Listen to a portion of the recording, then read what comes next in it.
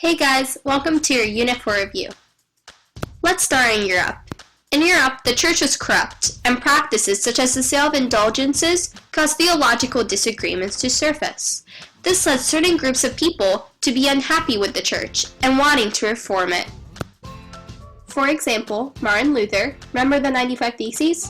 John Calvin and the Huguenots, and John Wycliffe and the Lollards all played a role in the process known as the Protestant Reformation, where Reformation groups rejected the teachings and the practices of the Roman Catholic Church.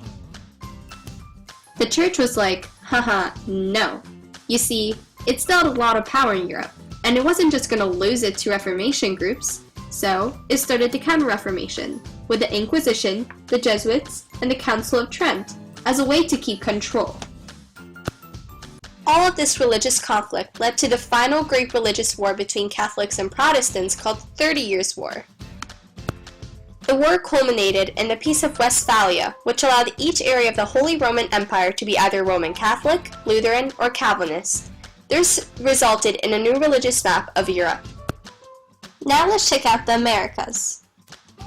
Europeans began to explore and colonize the Americas because they wanted to find riches. Italian monopoly on trade encouraged search for new trade routes. They wanted to convert natives to Christianity, and they had the ability to do so with new technology, such as the magnetic compass or the Portuguese caravel. The connection of the Eastern and Western Hemisphere resulted in the Columbian Exchange, where disease, livestock, and crops were exchanged.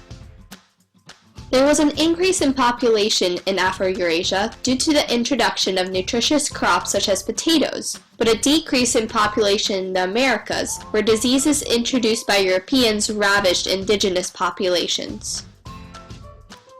Let's check out what's going on in Russia real quick.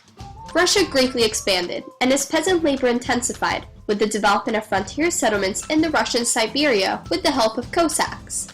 Also, remember that guy Peter the Great? The guy who tried to westernize Russia, which was technologically behind. And now for Africa. So you know how the Europeans colonized the Americas? Well, now they needed someone to work on plantations for cash crops. Unfortunately, the Europeans decided to use Africans as slaves. Because African males were being taken as slaves, a demographic change was happening in Africa, where there was a greater number of women than men. This resulted in polygyny becoming more popular because there wasn't enough men for every woman to marry.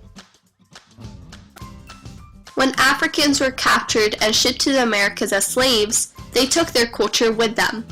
This resulted in new religions, food, and music being created in the Americas, all of which were influenced by African culture.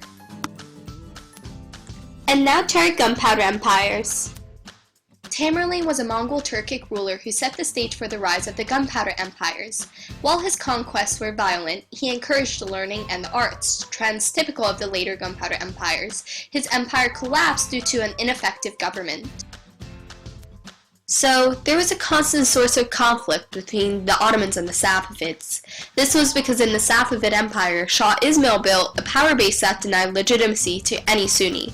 The Ottoman Empire, the stronghold of Sunni Islam, naturally didn't like this.